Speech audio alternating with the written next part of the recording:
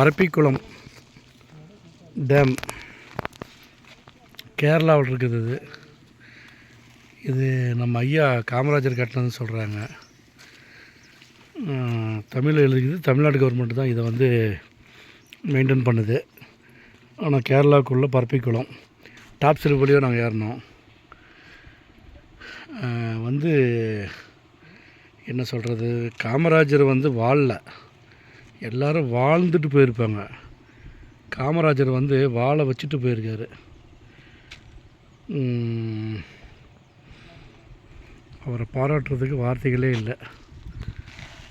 காமராஜர் ஐயா வாழ்க.